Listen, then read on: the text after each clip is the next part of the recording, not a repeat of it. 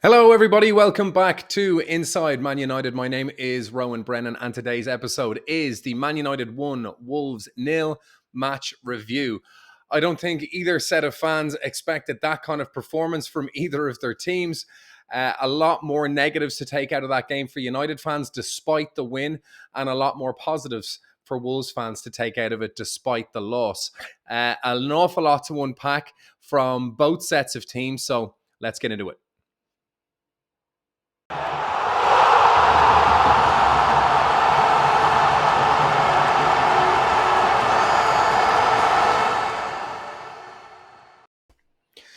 Man United 1, Wolves nil. So, should United fans be happy with the 3 points? Certainly, yes. With the performance, absolutely not.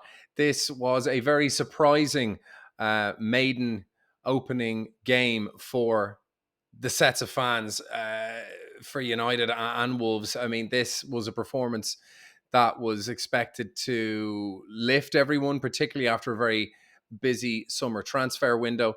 And to be honest, United were second best almost the entire game. In fact, I'd go so far as to say the entire game.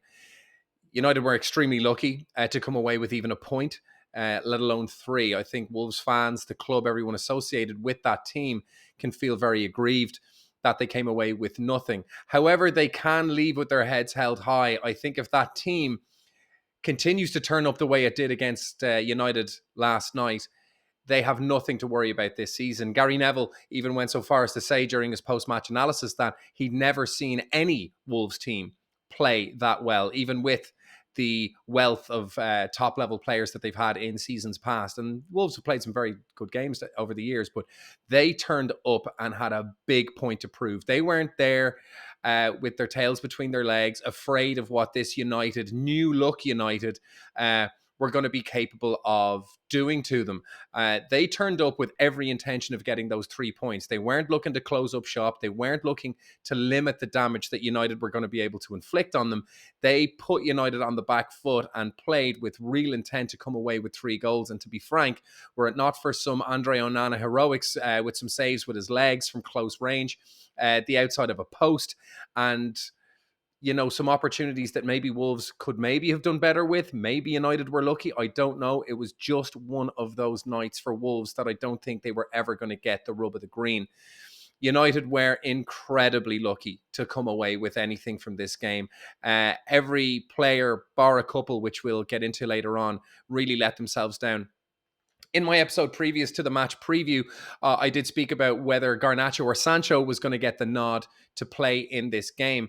And as I'd predicted, Garnacho got the nod and has done so on merit, both during preseason and towards the end of last season. Garnacho was the impact player. If there's anyone on the bench United fans wanted to see come on in order to change the pace of a game, to get a goal, to provide more assists, to bring other players in, to generally just impact the game in a positive way, it was going to be Alejandro Garnacho.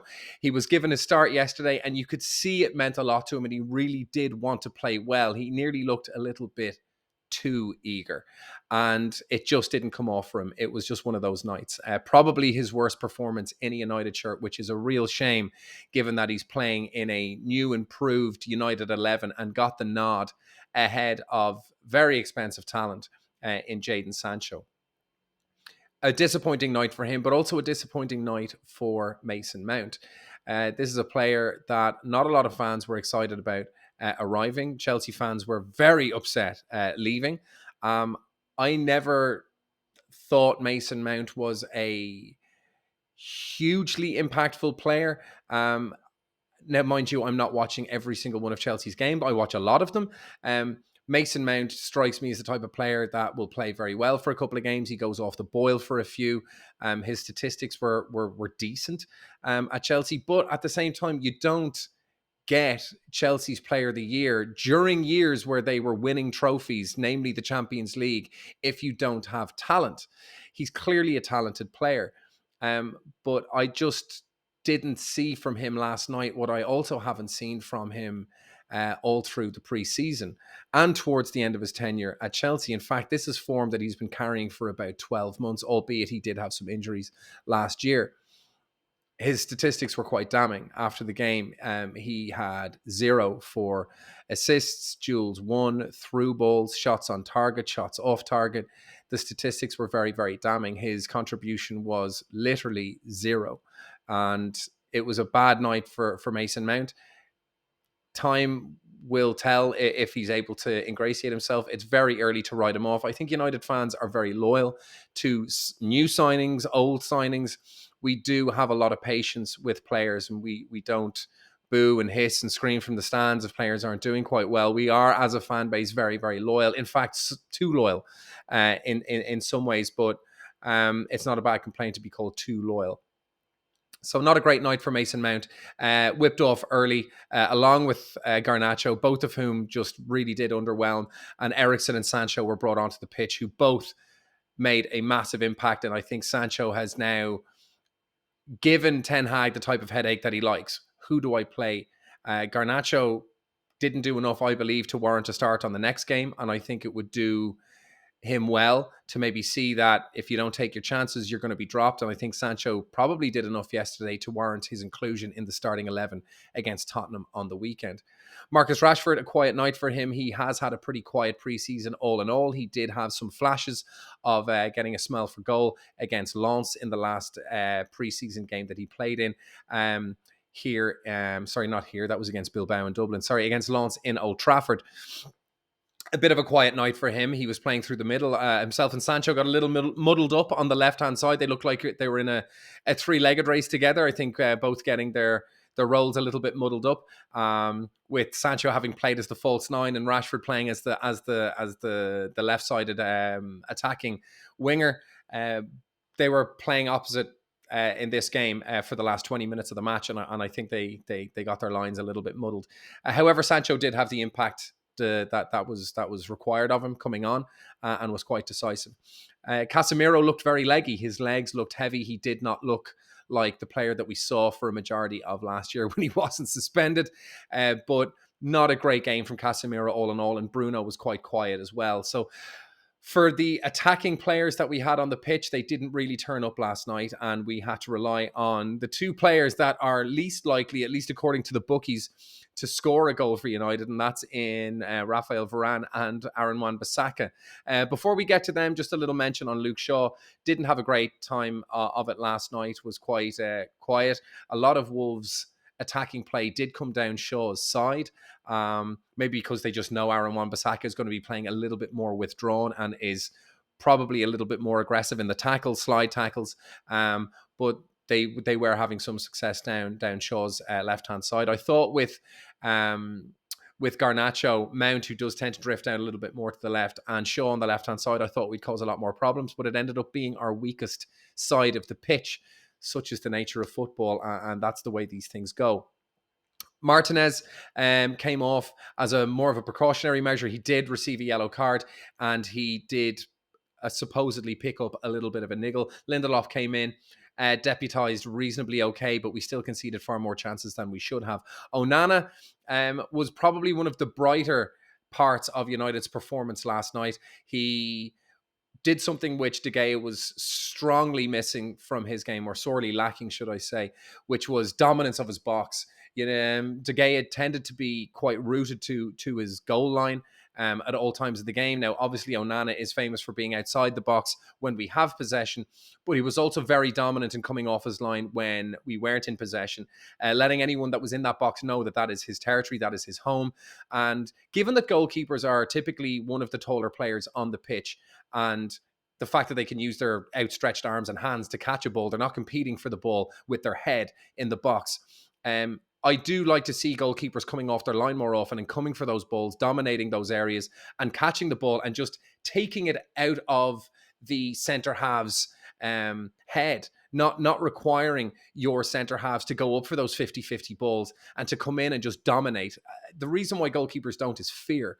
They're afraid of A, maybe getting hurt, but B, from dropping, flapping at the ball, not collecting the ball as confidently and as assuredly as they might be expected to, and leaving that responsibility to the centre halves when in fact goalkeepers should be coming out and dominating their box and grabbing those high balls with their hands because they just have a distinct advantage over every other player in that box.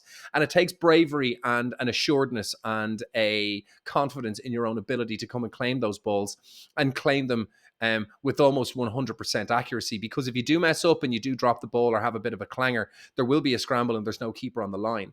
And then you're leaving it up to the centre halves to do your job, which is to rescue the ball off the line.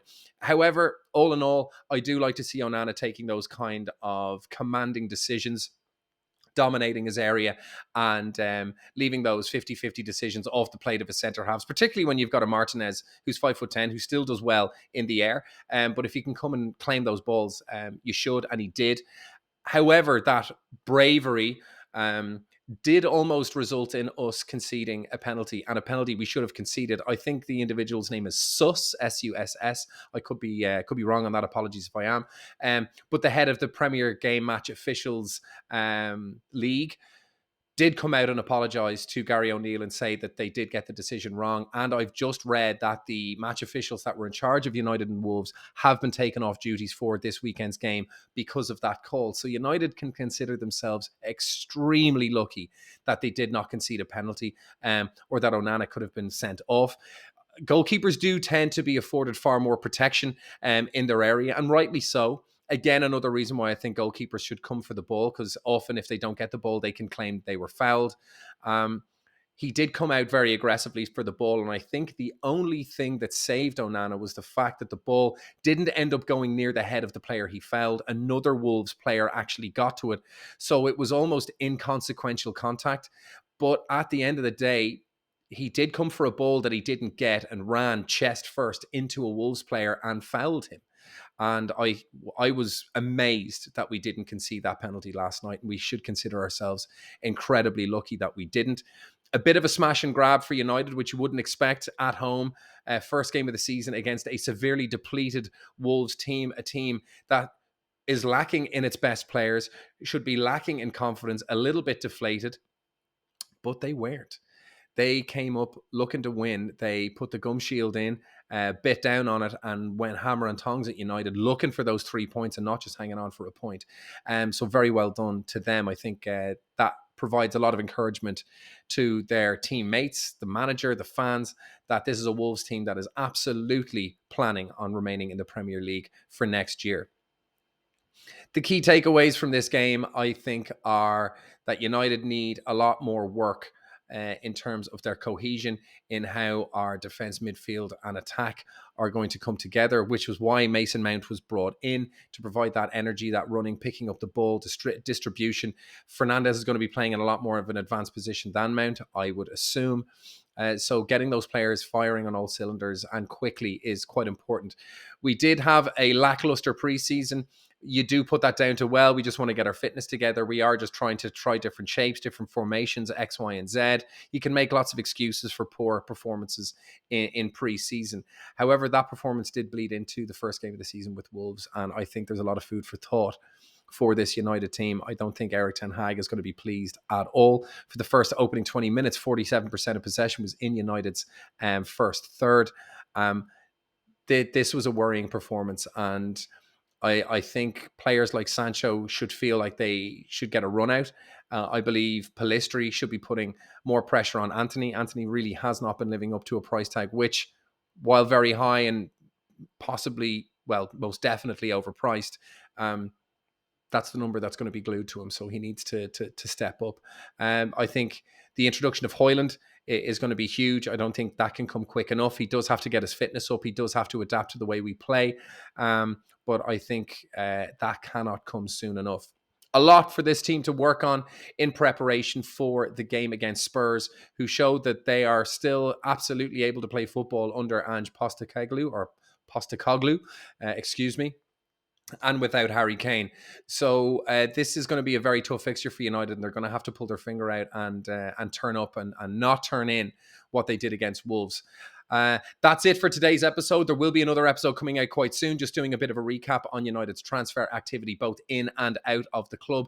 A lot of stuff going on, resulting in a lot of stuff not going on, which we're going to cover in that episode. And of course, later on in the week, I'm going to have my episode doing a preview of the United Spurs game. Thanks for joining me. Hit like, hit subscribe, hit that notification button beside the subscribe button so you'll get immediate notifications when new episodes are coming out. Thanks for joining me. See you on the next one.